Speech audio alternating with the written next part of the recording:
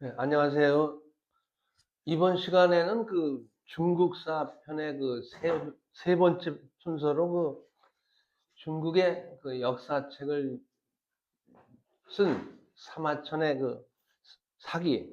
그걸 중심으로 우리 역사를 살펴보고자 하는데, 그래서 색다르게 제목을 사마천을 다시 부른다, 이렇게 한번 정해봤어요. 그래서 사마천을 다시 부른다, 이런 제목 하에서 세 내용으로 이렇게 나눠서 서론적인 내용 속에서는 우리 역사 속에서 한민족의 가슴에 대못을 박은 사람들이라는 제목 하에 우리 역사에서 나라를 배신했던 그런 사람들을 이렇게 한번 정리해보고, 또 우리 역사를 왜곡하는데 가장 최고의 중국의 사서로서 사마천의 사기를 본론적인 사항에서 살펴보고, 그 다음에 이런 제목 하에서 우리 오늘의 이 시간을 갖게 된 그런 내용의 결론적인 사항의 내용으로 나눠서 이렇게 오늘의 시간을 가져보고자 합니다. 우리 역사 속에서 한민족의 가슴에 대못을 박은 사람들, 이렇게 제목을 정해봤는데, 현재 한국 사람들은 2000년 전 중국 한족의 한과 그 당시에 고조선, 여기서 고조선이라는 내용의 조선은 사만 관경제 하에서 그 중국과 국경을 접하고 있었던 조선, 즉 번조선, 이만조선과의 전쟁의 내용을 사마천의 사기에서 소개하고 있습니다. 그래서 2000년 전에 중국 한족의 한과 조선 이만조선의 전쟁에서 강대한 한나라의 적수가 되지 못했던 그런 번조선, 이만조선, 약소국 조선이 일패도지, 즉 제대로 싸워보지도 못한 채 패망한 것으로 이렇게 알고 있는데, 이 역사가 완전히 왜곡된 역사예요. 근데 교과서, 우리나라 역사 국사 교과서에서는 그렇게 가르치고 그렇게 배워왔어요. 그래서 그 이유가 그렇게 교과서에서 그렇게 배웠기 때문이라고 볼 수가 있는데, 그것이 우리 역사인 양 알고 있는 것이 현실이며, 그 다음에 그 당시에 사마천 사기의 조선 열전을 뜯어보면 그렇지 않은 내용들이 간혹 소개되고 있어요. 그래서 이 당시에 이만조선 우고왕과 한나라와의 싸움 속에서 살펴보면은 한나라가 이만조선을 멸망시키기 위해서 엄청난 그런 고민을 했던 흔적이 사마천의 사기에 소개되고 있어요. 그래서 이만조선, 우고왕 이만조선이 결국 한에 항복하지 않으니까 장수를 여러 번 교체해서 그 장수를 여러 번 교체해도 뚜렷한 성과가 없고, 오히려 한나라가 패색이 짙어가던 그런 시기에 반전의 기회를 잡은 것은 조선에 있었던 우고왕의 신하들의 배신에 의해서 이렇게 결국 한나라가 이만조선을 멸망시킬 수 있었다고 보아지는데, 이때 배신자의 나라를 팔았던 배신자의 사람 중에서 가장 대표적인 인물이 그 당시에 번조선 내에 이계 지방을 다스렸던 재상인 참이라는 인물이 배신함으로써 결국 이만조선이 멸망될 수밖에 없었다고 봐야 돼요. 그래서 이계 재상 참이 결국 사람을 시켜서 조선, 그 당시 이만조선의 왕이었던 우고를 살해하고 와서 항복했다는 기록이 여기에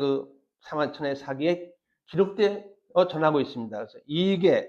상참 내사인 살조선 왕 우고 내항이라는 그런 내용의 조선열전의 기록이 그것을 잘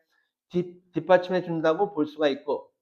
결국 한무제는 이 계책 저 계책을 다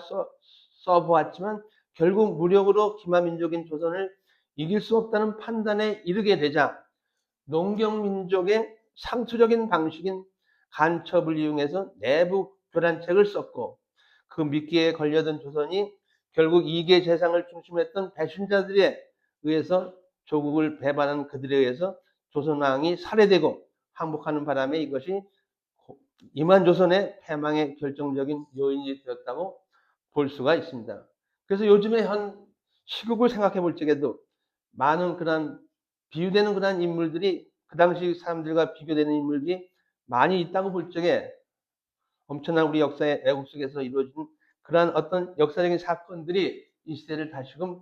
조명해 보는 그러한 시간이 돼야 된다고 보는 관점에서 이 시간을 갖고 있습니다. 그래서 이 조선 2개 재상 참은 전쟁 뒤에 그 공로를 인정받아서 한무제의 농공 행상에서 지금의 산동성 지역에 있었던 그런 지역에 그 제후로 핵청후라는 제후로 봉해져서 한나라의 1등 공신이 되었던 것을 역사 속에서 살펴볼 수가 있는데 이 당시 한나라의 장수들은 그 전쟁에 공이 없다 해서 결국 한무제에 의해서 결국 능지처참을 당하는 그런 죄를 받게 되는데 그 대표적인 인물이 양복 순체라는 한나라의 장수예요. 이런 기록 속에서 이계 재상 참이 조선왕을 즉 우왕을 살해하고 한나라에 항복하지 만약에 않았다면 한과 조선의 전쟁은 조선의 패전으로 끝나지 않았을 것이고 그 조선의 역사는 다른 모습으로 전개되었을 것이라고 볼 수가 있습니다. 그러므로 고조선 2개의 재상 참은 우리 민족의 가슴에 대목을 박은 첫 번째 인물로서 이야기될 수가 있고 그 다음에 이제 우리가 그 삼국시대에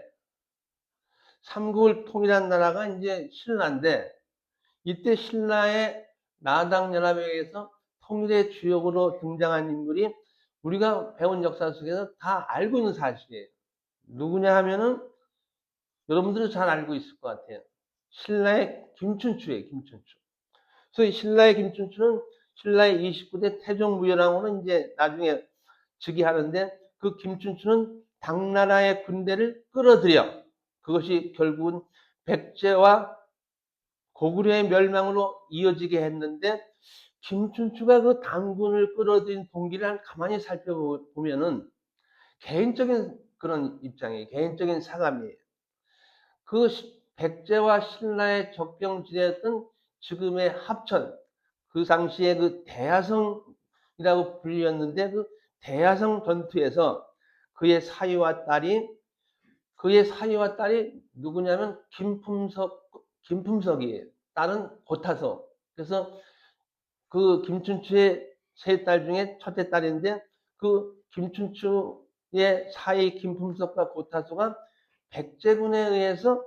그 당시에 대성주였던 그 김품석과 그 부인 고타소가 살해돼요. 사망해요. 그때 거기에 그 백제 장군이 백제 충신이었던 성충의 동생이었던 윤충 장군이에요. 그 사망한 것이 결정적인 요인이었다고 볼 수가 있어요. 그래서 사위와 딸이 죽은 사사로운 원수를 갚기 위해서 이민족인 당나라의 군대를 끌어들여 동족인 백제와 고구려를 멸망시켰으니 김춘추도 우리 민족의 가슴에 대못을 박은 사람이라고 역사적으로 또 이야기할 수가 있고 그래서 이 고구려는 그 신라의 최치원의 말에 따르면은 당시에 강병 100만을 거느린 세계적인 군사 강대국이었어요. 근데 그러다 보니까 그 당시에 남북조 시대에 중국을 통일했던 수양제가 3차에 걸쳐서 고구려를 침공했지만 결국 수나라가 먼저 넘어지고 멸망하고 천하의 그 당시 수나라를 이었던 당나라 특히나 당태종 이세민은 두 번에 걸쳐서 고구려 침정에 나섰지만 결국 후회하고 포기한 바가 있는데 그 당태종 이세민의 아들이었던 당고종 이치 때에 와서 이러한 강대한 제국 고구려가 왜 보잘것없는 그 당고종에 의해서 멸망했는가? 신라의 김춘추의 그런 사감해한 나당연합의 결성 그것도 이유가 되고 또 고구려 자체의 문제가 컸었죠. 그래서 고구려를 마지막으로 지탱한 대망리지 연개 소문이 그 당나라의 침략을 계속 물리칠 수가 있었는데 그 연개 소문의 세 아들 남생 남권, 남산 세 형제 간의 권력 다툼을 벌이다가 장자 남생이 중국으로 망명하여 당나라의 앞잡이가 되어 당나라 군대를 이끌고 고구려에 쳐들어옴으로써 이것이 또 고구려가 멸망한 결정적인 계기가 되는데, 그렇다 하면은 연개수문의 장자 고구려의 그 남생 연남생도 우리 민족의 가슴에 대못을 박은 사람이라고 이렇게 지탄을 받아야 될 인물로 인정될 수밖에 없다고 보고, 마지막 우리 역사 속에서 나라까지도 멸망하게 했던 조선 말 한말의 그 을사오적신이다 지칭되는 이완용은 을사조약과 한일 병합조약 등을 주도한 대표적인 친일파 을사오적의 한 사람으로서 1905년 을사조약이 체결될 당시에는 학부대신으로서 을사조약 체결에 앞장섰고, 1910년에는 스스로 총리 대신이 돼서 한일 양국 병합 전권위원이 되어서 한일 합병조약을 체결한 주동 인물이고, 그러한 공로를 인정받아서 일제 협력한 공로로 1907년 10월에는 합병 전에는 일본 정부로부터 훈 1등 우길 대수장을 받았고, 한일 합병조약 체결 직후인 1910년 8월에는 금척 대수장을 받았고, 1912년 8월에는 합병에 대한 공로로 한국병합 기념장을 받기도 했던 그런 인물인데, 이 인물이야말로 결국 우리 한민족에게 대못을 박은 대표적인 인물이라고 또 지탄을 받아야 된다고 볼 수가 있습니다. 이러할진데 오늘의 역사 속에서도 세계 질서의 이업 속에서도 이런 똑같은 인물들이 계속 활동하는 가운데 중국을 의식하고 중국에 빌붙어서 이렇게 나라를 갖다가 이렇게 결국 멸망의 길로 이끄는 인물들이 있다고 볼 적에, 다시금 우리의 역사 속에서 대못을 박은 한민족의 가슴에 대못을 박은 사람들을 이렇게 살펴보면서 오늘의 이 시간을 이렇게 살펴보고자 합니다. 이어지는 내용 속에서 우리가 살펴볼 사항들이 무엇이냐면, 우리 한민족의 역사 속에서 우리 역사가 왜곡되는 그 단초를 제공한 사마천의 사기의 내용을 중점적으로 살펴봐야 되는데, 우선 사마천은 어떤 인물이었냐면은,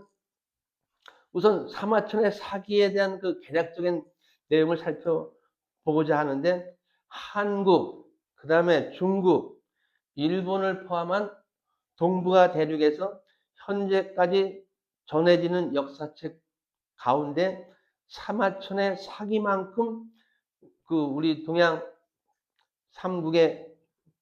국민들에게 해자되는 역사책은 결코 흔하지 않다고 전제하면서, 또한 누구나 알고 있는 것처럼 사마천의 사기는 동북아시아에서 가장 오래된 역사책이라고도 볼 수가 있습니다. 해서 사람들은 사마천을 이렇게 지칭하기도 하죠. 역사의 신이다, 이렇게 추켜 세우기도 하는데, 그러나 한편 사마천의 사기를 앞에 놓고 사람들의 시시비비가 여전한 것은 사기의 또 다른 얼굴이라고 볼 수가 있고, 사마천과 사기는 후세 사관들에게 표상이 되기도 했지만 역사적으로 지나치게 역사를 회절시켰다는 비판으로부터 도무지 자유로울 수가 없다는 생각도 하게 되는 것입니다. 그래서 지금까지 역사학자들이 사마천과 사기에 대해 보여왔던 관점에서 벗어나 다소 새로운 관점에서 사마천과 사기를 조명해 보고자 하는데, 사마천의 사기 제대로 알기 위해서는 그 사기가 이게 저술되던 찬술되던 시대적 배경부터 이렇게 면밀하게 한번 살펴봐야 될 걸로 이렇게 알고 있는데, 사마천의 사기가 완성된 시점이 언제냐면, 한나라를 세운 유방이 한나라를 세운 것이 BC 206년, 초나라 항우를 물리치고 중국 한족에 간 한나라가 중국을 다시 재통일한 것이 BC 202년. 그래서 유방의 뒤를 이은 후손들이 왕으로 즉위하는 상태에서 7대 황제였던 한무제가 제위했던 그 시기가 사마천이 활동했던 그런 시기라고 볼 수가 있습니다. 그래서 기원전 97년경,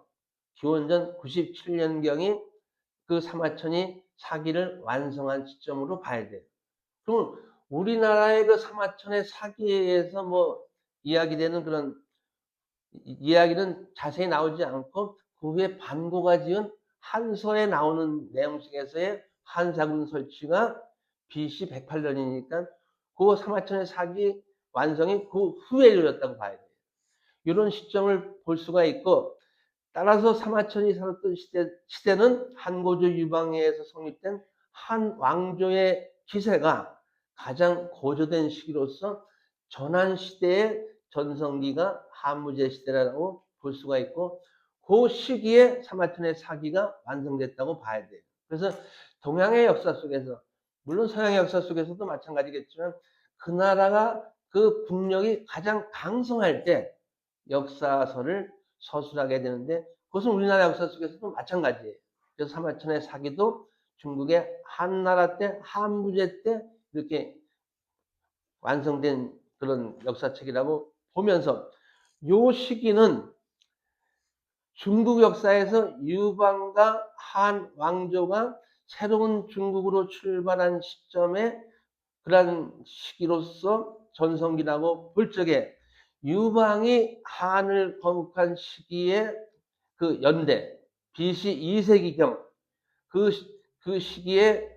내용 속에서 볼 적에, 고전에 한나라 유방이 중국 진화에서 한을 건국하고 그 다시 중국을 재통일하는 그 시기 전에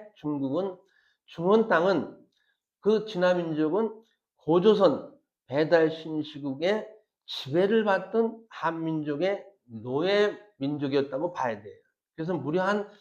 그 배달 신시국의 1500년간, 그 다음에 고조선의 2300년간, 대략 3800년 만에 한고조 유방에 의한 치욕적인 노예 생활에서 한이 건국되면서 중국을 재통일하면서 노예 생활에서 벗어난 시점이라고 볼 적에, 한무제대에 와서 중국의 강성한 한무제 시기에 한나라가 전성기 시대를 맞이하면서 중국 역사에서 그러한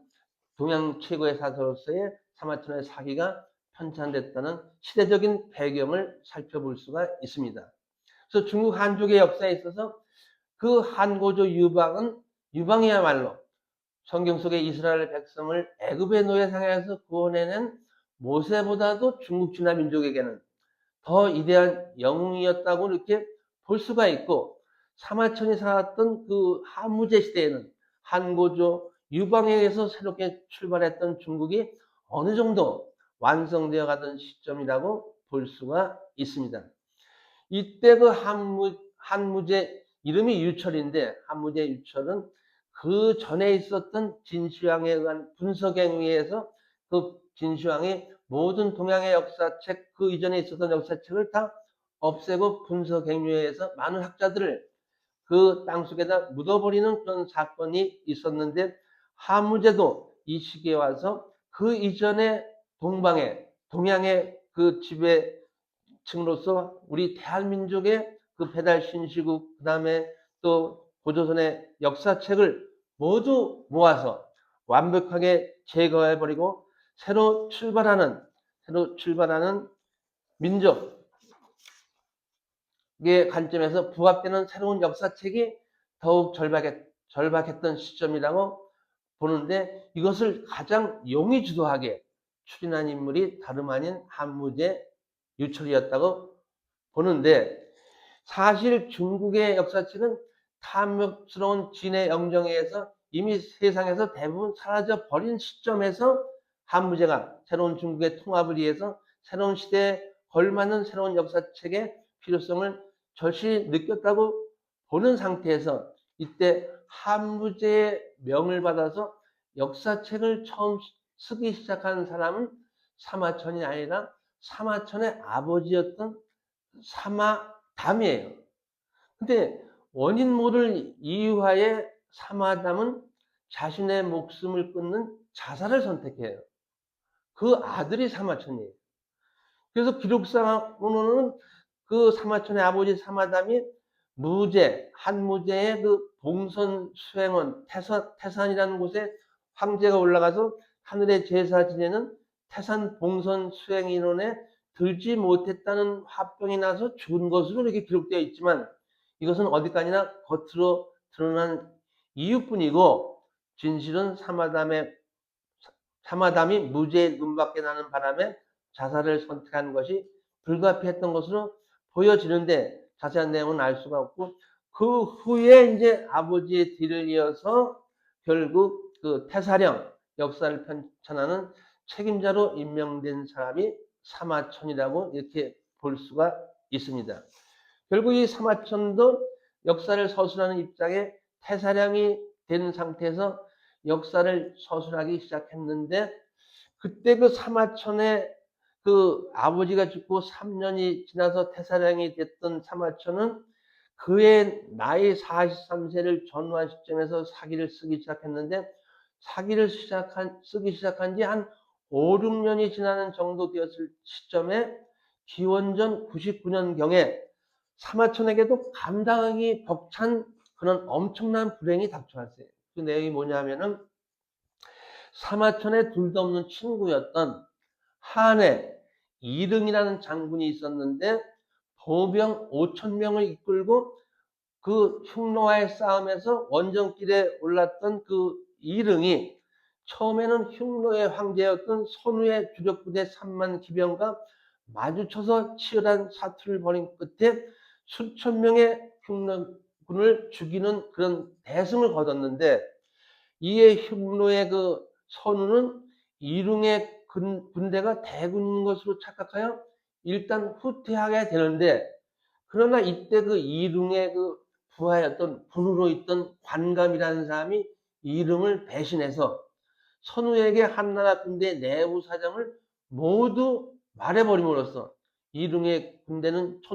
총 병력이 5,000명에 불과하고 지원해줄 부대도 없으며 병참도 바닥이 났다는 그런 내용을 다 그 적군에게 알림으로써 결국 후퇴하려 했던 선우는 병사를 되돌리며 이릉의 부대를 향해 맹공을 퍼부음으로써 결국 이릉의 부대가 참패하고 전멸하다시피 하는 상태에서 이릉 또한 전투 중에 기절했다가 포로가 되는 그런 사건이 일어났는데, 이 이릉의 사건을 놓고 한무제가 결국 이릉의 친구였던 그러한 그 사마천을 갖다가 결국 사마천이 이릉을 구병하는 그런 입장을 취하자 그것을 문제 삼아서 결국 사마천은 그 무죄에서 그 남성으로서 남성 생식기를 잘라내는 그런 수모의 형벌을 받게 돼요. 이게 그 사마천에 있어서 초기의 한무제 때 역사를 편찬하면서 이루어졌던 그러한 엄청난 시련이에요. 그런데 그런 상황 속에서도 그 태사령으로 있었던 사마천은 3년 동안의 감옥 생활을 거치는 상태에서 3년 후에 다시금 역사 서술의 책임을 맡고 결국 역사를 서술하는 가운데 있었는데, 그 아버지였던 태사령 사마담의 자살 과정도 의혹이 있고, 또 사마천에 닥친 참혹한 불행도 모두 무죄에 드러나지 않는 어떤 욕심이 그 배경에 빨려 있었던 것으로 초에 의심할 여지가 없는데, 이런 상황에서 역사책을 서술했던 사마천의 입장, 그 사기는 사마천이 썼지만 아마도 이 역사책을 간절히 원했던 사람은 다름 아닌 한 왕실이었고, 이 역사책을 처음부터 기획해서 주관했던 사람도 한무제였기 때문에 더욱 석연치 못한 구석이 많을 수밖에 없다고 보고, 이런 배경하에서 쓰여진 역사책이 사마천의 사기라고 볼 수가 있습니다. 근데 그런데도 불구하고 이 사마천의 사기가 그 사마천의 입장에서 어떤 자기의 입장에 공정한 역사 서술이 된 것은 아니겠지만, 그 후에도 이 사마천의 사기는 결국 후한 시대의 그 반고의 한서 역사책을 보면은 이 사마천의 사기가 그 쓰여진 원래대로의 역사책 사마천의 사기가 아니라 많이 왜곡됐다는 흔적들이 엄청나게 나타나요. 이 사마천의 사기가 총 130편인데 10편은 제목 자체만 있고 내용이 전혀 없는 상태로 현재 남아있어요. 이런 내용 속에서도 사마천의 사기에 왜곡된 사항이 또 내용대로 문제가 있었다고 또 보는 관점인데,